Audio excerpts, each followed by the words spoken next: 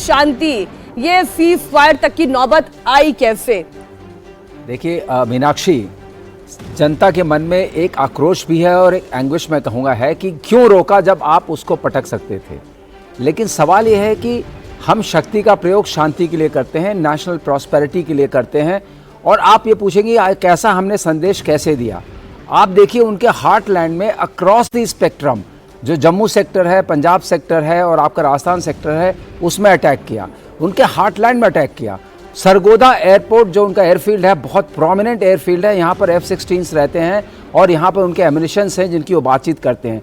ये भी हमने दिखा दिया कि जो HQ-9 की बैटरीज हैं जो उन्होंने एक्वायर की हैं चाइना से, वो उतनी उनके लिए प्रोटेक्शन नहीं देती जिसके लिए वो लाई गई थी कि उनका काम है एयर डिफेंस करना। हर जगह आप घुस गए, आपने HQ-9 बैटरीज को भी ध्वस्त किया।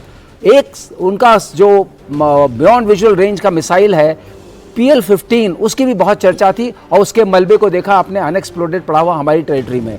तो और उन्होंने जो अपना फतेह लॉन्च किया था, फतेह को MR-SAM ने इंगेज कर दिया।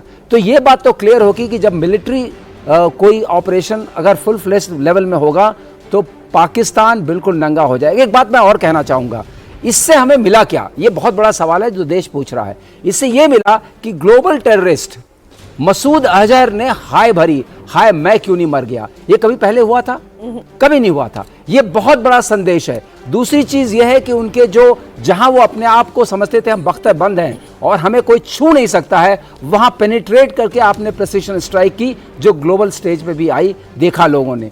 तीसरी बात जो बहुत जबरदस्त हुई, जो हम यहाँ पर डिप्लोमेट बैठे हुए हैं वो बताएंगे और अच्छी तरीके से, कि complicity of Pakistani army with terrorist इतने ओपन में, इतने खुले तरीके से कभी आई नहीं थी कि वो उसके जनाजे में पाकिस्तानी फ्लैग में लपेट के ले जा रहे हैं और वहां पर नमाज पढ़ी जा रही है और पीछे पाकिस्तानी आर्मी के जनरल्स खड़े हुए हैं और उनके कॉफिन्स पर चीफ ऑफ आर्मी स्टाफ जो पाकिस्तान का, उसका रीथ रखा गया है। ऐसे विजुअल कभी आपने देखे थे?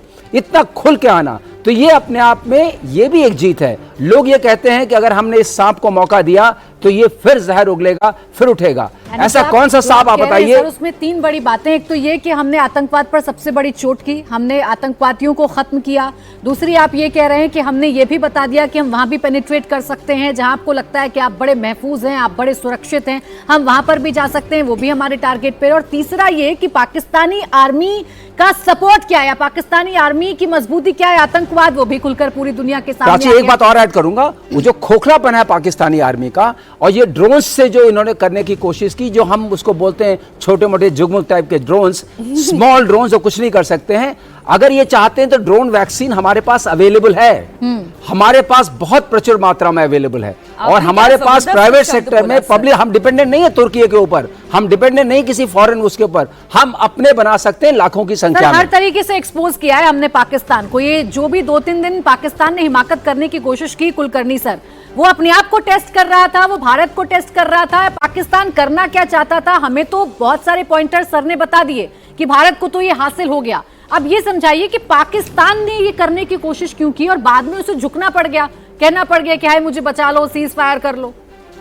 प्राची, बहुत बहुत धन्यवाद। मैं ये कहूँगा कि पाकिस्तान जो है एक ऐसा मुल्क है जिसे कहते हैं रोक state but has a nuisance value, और ऐसा रोक स्टेट जो काफ़ी सालों तक अमेरिका की गोद में बैठा रहा और अमेरिका ने उसकी पूरी सहायता की और कल तक सहायता की और आज तक करता आ रहा है। और दूसरी तरफ जब पाकिस्तान बहुत सालों तक अल्लाह, आर्मी और अमेरिका, और अब चीन की गोद में जाकर के जिस प्रकार से वो बार बार कहता है कि हिमालय से ऊंचा, समंदर से गहरा और शहद से मीठी हमारी दोस्ती चीन के साथ है, तो ये दोनों देशों के साथ मिल करके, जैसे हम कहते हैं ना, क्या कहते हैं, hunting with the hound and running with the hare, वो वाला हिसाब है। और what do call it, I think it is running with the hare and hunting with the hound. ये जो कार्रवाई पाकिस्तान करता है, और पाकिस्तान हर हमेशा इसके ऊपर विश्वास करना नामुमकिन, जैसे नॉर्मल आदमी, कॉमन मैन इन इंडिया बोलता है। अब taking over for what AVM Srivastava said, उन्होंने एक शब्द इस्तेमाल किया और एक एयरबेस की बात कही, सरगोदा।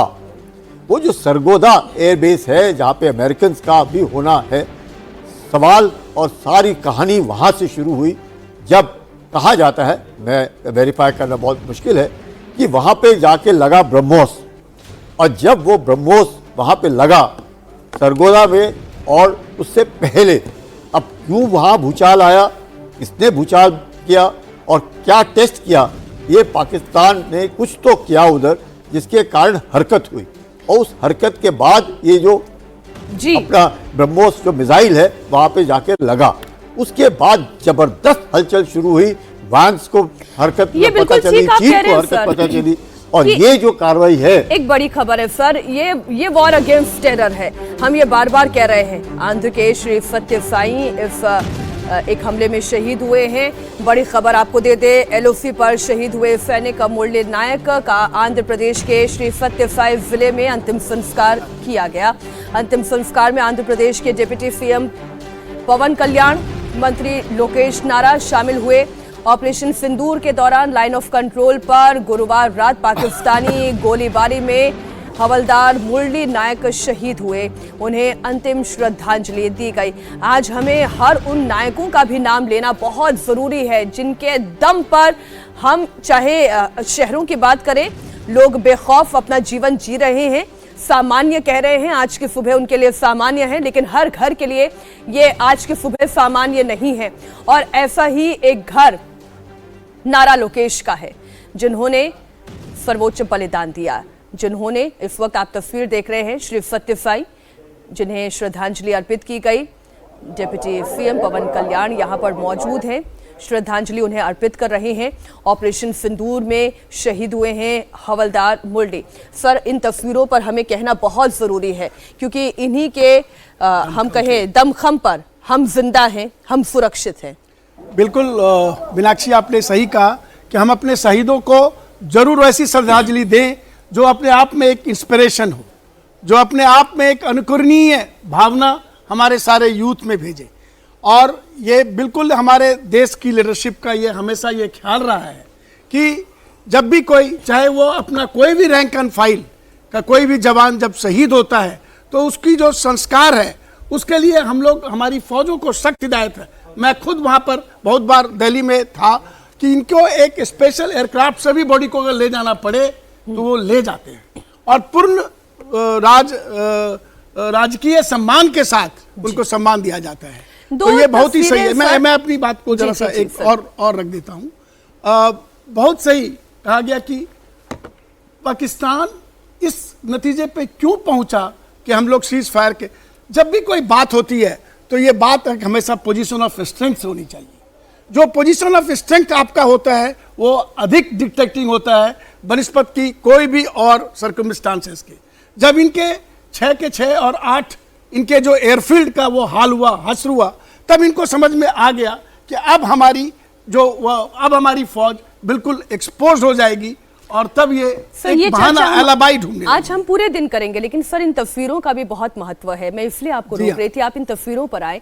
आप देखिए एक कितना बड़ा अंतर है जो भारत और पाकिस्तान में दिखाई देता है। बिल्कुल भारत में आज हम जब श्रद्धांजलि दे रहे हैं तो हमारे जो इंडियन फ्लैग है उसमें लिपटा हुआ उनका शहीद का शव दिखाई देता है, लेकिन जब पाकिस्तान में हम आतंकवादियों के शवों को देखते हैं, वो पाकिस्तानी फ्लैग में लिपटे हुए दिखाई देते हैं। तो यही सबसे बड़ा उदाहरण पूरी दुनिया के सामने पेश करता है कि आप जिस पाकिस्तान की तरफदारी करते हैं, दरअसल वो पाकिस्तान है क्या, उनकी हकीकत क्या है। वो श्रद्धांजलि देते हैं आतंकवादियों को, वो श्रद्धांजलि देते हैं, वो फ्यूनरल की नमाज पढ़ते हैं, वो फूल अर्पित करते हैं आतंकवादियों के लिए, जबकि ये सम्मान, इसके हकदार केवल शहीद है, जो इस वक्त हम भारत करके दिखाते हैं। बिल्कुल आपने सही कहा मीनाक्षी। जो भारत का जो अपना कल्चर है, संस्कृति है, और हमारी जो एक कंप्लीट ईगो है नेशन फर्स्ट, तो इसमें जो भारत का जो शहीद होता है, एक सिपाही या कोई भी जवान, उसको हम लोग वो संस्कार देते हैं और उसको हम लोग इस तरह से नमन करते हैं जो कि बिल्कुल अनुकरणीय हो। और वही आपने कहा कि उल्टे वहाँ पर अगर देखा जाए तो वो अपने बच्चों को ये दे रहे हैं कि देखो एक आतंकवादी का जो अंतिम संस्कार जनाजा निकल रहा है, तो उसमें चीफ ऑफ आर्मी स्टाफ की तरफ से वो वहाँ पर उनको वो रीत ले की मैं जाए। इस चर्चा को आगे बढ़ाऊं उससे पहले मेरे सहयोगी अलग अलग जगहों से हमारे साथ जुड़ गए हैं, क्योंकि आज भारत के सामने या पूरे हिंदुस्तानियों के सामने इंफॉर्मेशन पहुंचानी बहुत जरूरी है कि वो बॉर्डर एरिया जो कल अटैक करने की जहां पर कोशिश की जा रही थी, जहां कल सायरन सुनाई पड़ रहे थे, अलार्मिंग सायरन सुनाई पड़ रहे थे, वहां के हालात अभी क्या है। मेरे सहयोगी दिनेश मौर्य भुज से हमारे साथ हैं, बाड़मेर से हमारे साथ भास्कर मिश्रा हैं और अभय पाराशर हमारे साथ पठानकोट से। अभय, आपके पास आ रही हूं, पठानकोट की तस्वीरें दिखाइए। कल तक आप दिखा रहे थे कहां कहां मलबा है, कहां कहां ड्रोन अटैक हुआ है, कहां कितना डैमेज हुआ है। आज आप ये दिखाइए कि इन सब के बाद जब सीज फायर हो गया है तो कितनी राहत है लोगों में, कितना सामान्य हो गया है जीवन। देखिए बिल्कुल प्राची, अभी जब हमने आपको बाहर की मार्केट दिखाई थी, क्योंकि 10:30 बजे का वक्त हो गया है, दुकान, रेस्टोरेंट, यहां पर जितने ढाबे हैं पठानकोट में वो खुलना शुरू हो गए हैं। रात 11 बजे के बाद से किसी भी तरीके का कोई ड्रोन यहां पर इंटरसेप्ट नहीं किया गया, सब कुछ शांति है और कहीं ना कहीं लोगों में अब लोग एक रिलैक्स फील कर रहे हैं कि वो मार्केट जा पाएंगे और इसी वजह से अब लोग अपने कारोबार खोलने शुरू कर दिए हैं। कुछ यहाँ पर जो दुकानें खुली हैं, कुछ रेस्टोरेंट्स यहाँ पर खुले हैं, उनसे बात कर लेते हैं। रात से किस तरीके का माहौल है, अभी आप लोग रिलैक्स फील कर रहे हैं, रात से कैसा माहौल है पठानकोट में? अभी तो ठीक है सर, सारा कुछ चल रहा है यहाँ पे, कुछ ऐसा हुआ नहीं रात को, जैसे लास्ट नाइट तो हुआ था 1-2 दिन पहले, अभी तो कुछ सारा सेफ है। कल कहीं ना कहीं दिन में जो एक दहशत थी, क्योंकि लगातार पाकिस्तान ड्रोन फेंक रहा था और हमारा एयर डिफेंस सिस्टम उन्हें मार रहा था, उसके बाद ब्लैकआउट हुआ, कल रात भी ब्लैकआउट हुआ पूरे पठानकोट के अंदर और बड़ा सेंसिटिव ये इलाका है, पास में यहाँ पर पाकिस्तान है। रात से आप लोग थोड़ी राहत महसूस कर रहे हैं, किसी तरह की कोई आवाज या ऐसी कोई हलचल तो नहीं हुई? उसके बाद कुछ नहीं हुआ सर, सारे सेफ है, कुछ ऐसा नहीं है। पहले जैसे हाईवे पूरा बंद ब्लॉक हो गया था, अब गाड़ियों की थोड़ी चलनी शुरू हो गया, गाड़ी गेस्ट कुछ आ रहे हैं, कुछ आ रहे हैं। तो देखिए प्राची, जो रेस्टोरेंट्स हैं यहाँ के वो यहाँ पर खुलना शुरू हो गए हैं, दुकानें खुलना शुरू हो गई हैं और सबसे बड़ी बात यह कि जब सायरन यहाँ पर लगातार बज रहे थे तो लोगों में एक पैनिक था, लोग अपने घरों से बाहर नहीं निकल रहे थे और यही वजह है कि दुकानें यहाँ पर खुल गई हैं जैसे जैसे लोगों को ये जानकारी मिल रही है। क्योंकि रात ब्लैकआउट यहाँ पर जरूर हुआ था, लेकिन ब्लैकआउट के बाद आज सुबह तकरीबन 6 बजे के आसपास एक सायरन जरूर यहां पर सुनाई दिया, लोगों की सेफ्टी के लिए, अलर्ट रहने के लिए। लेकिन फिलहाल जो जनजीवन है वो पठानकोट में बिल्कुल नॉर्मल है और हम बिल्कुल उस लोकेशन के पास है जहां से थोड़ी दूर पे एयरबेस है और वहां सामने पाकिस्तान है, जहां से लगातार अब जो आप सायरन की बात कर रहे हैं वो लगातार अमृतसर के भी डिस्ट्रिक्ट एडमिनिस्ट्रेशन की ओर से, फिरोजपुर से भी एक शॉर्ट सायरन की बात कही गई है कि ये आम लोगों के लिए शॉर्ट सायरन बजाया जाएगा। इसका मतलब ये है कि अब आप अपने नॉर्मल कामकाज में जा सकते हैं, चिंता की कोई बात नहीं है। बाड़मेर से इस वक्त हमारे सहयोगी जुड़े हुए हैं, तस्वीरें जरा आप वहां की दिखाया, अच्छी खासी हलचल दिखाई दे रही है भास्कर। बिल्कुल, देखिए सुबह 8 बजे के करीब में स्थानीय प्रशासन के द्वारा यह मैसेज सर्कुलेट कर दिया गया कि स्थिति सामान्य है, मार्केट दुकानें खुल जाए और ये बाड़मेर का मेन मार्केट है। आप देखिए कि सारी दुकानें खुली हुई हैं, आवाजाही हो रही है गाड़ियों की, लोग आराम से आ रहे हैं और 3 दिन बाद ये स्थिति आई है इस शहर में। नहीं तो प्रशासन के द्वारा कभी आधे दिन के लिए, कभी पूरे दिन के लिए लगातार बंद करवाया जा रहा था। लोग इस बात को अप्रिशिएट भी कर रहे थे कि उनकी सुरक्षा के लिए ये सब हो रहा है और अब जबकि ये बोला गया है कि आप आराम से अपनी दिनचर्या कर सकते हैं, तो उसके बाद चहल पहल मार्केट में देख सकते हैं। कुछ देर पहले हमने दुकानदारों से बात की, उनका ये कहना था कि हम पूरी तरह से आश्वस्त हैं, इंडियन आर्मी पे हमें भरोसा है और हमें किसी भी तरह का कोई डर नहीं, कोई परवाह नहीं और जो प्रशासन के द्वारा आदेश हमें दिया जा रहा है वो हम फॉलो कर रहे हैं। कुछ लोग आ रहे हैं, इनसे बात करते हैं। ये बताइए कि आप लोगों में कोई डर भय भी है? 3 दिन बाद फिर से मार्केट खुला है। नहीं, कोई डर नहीं, सब शांति है, सब शांति है। बिल्कुल सब शांति नहीं है और ये हर किसी का ये कहना है। इनसे हमने बात की थी, देखिए एक ये भय है कि पाकिस्तान फिर से ऐसा कुछ कर सकता है। आप लोग आश्वस्त हैं, सुरक्षित महसूस कर रहे हैं आप? अभी तो बिल्कुल सुरक्षित है, अभी तो फिलहाल सुरक्षित है, भरोसा नहीं है इसका पाकिस्तान का, कभी हमला कर सकता है। ये डर अभी थोड़ा बहुत डर है अभी, मतलब बिल्कुल ठीक भास्कर। पाकिस्तान को अब हिंदुस्तान बहुत अच्छे से जानता है, हिंदुस्तान की आवाम भी बहुत अच्छे से जानती है, उसे पता है कि पाकिस्तान पर यकीन करना बड़ा मुश्किल है, इसलिए लोग बड़े सजग हैं। दिनेश, आप भी भुज की तस्वीरें दिखाइए, लोगों से बात करिए। अब तो 11 बजने वाले हैं, अब कितना सामान्य हो गया है पूरा इलाका? देखिए तस्वीरें दिखाते हैं अपने दर्शकों को और उससे आप अनुमान लगा सकते हैं। सबसे पहले तो ये भुज का सबसे सेंटर इलाका है और यहाँ पे जो सबसे फेमस फूड स्टॉल है जहाँ पे लोग बड़ी संख्या में आते हैं, गाठिया जलेबी की दुकान, यहाँ पर भुज का आधे से ज्यादा पॉपुलेशन यहाँ पर प्रतिदिन आता है। इस व्यंजन को देखिए और साथ ही में यहाँ पर जो लोग हैं उनसे हम बात करते हैं। आप मुझे बताइए जरा, भारत अपने शक्ति का प्रयोग शांति स्थापित करने के लिए करता है, जो कदम उठाया गया उसके बाद अब आप कितना बदलाव देख रहे हैं यहाँ पर कल के मुकाबले आज? आज यहाँ पे बहुत शांति है। वैसे भी 2 दिन से बहुत शांति ही थी। हमको भारतीय सेना पर पूरा विश्वास है और गर्व है, और हमारे लीडरशिप पर हमको पूरा गर्व है।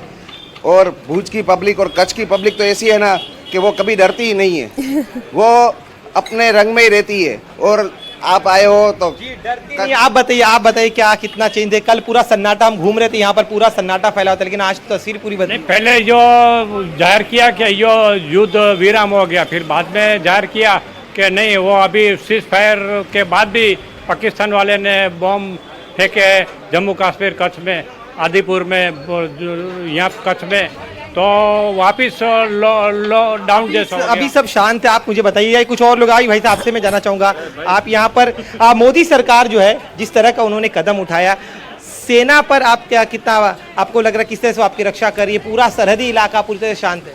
सेना ने बहुत अच्छा काम किया है, हमको सेना पर बहुत गर्व है, और हमारा जो प्रधानमंत्री है वो भी बहुत ही अच्छा कार्य कर रहे हैं। जिस तरीके का रिएक्शन इस वक्त आप इन तमाम बॉर्डर जिलों से देख रहे हैं, वो रिएक्शन सुनने के बाद ऐसा लगता है कि जैसे मानो कुछ हुआ ही ना हो। इतने निश्चिंत इस वक्त भारत के नागरिक दिखाई दे रहे हैं, और उसके पीछे कारण सिर्फ एक है, हमारी आर्म्ड फोर्सेस। उन्हीं के मनोबल की वजह से, उन्हीं के शौर्य की वजह से, उन्हीं के समर्पण की वजह से भारतीय नागरिक ऐसी आजाद सुबह में सांस ले रहे हैं।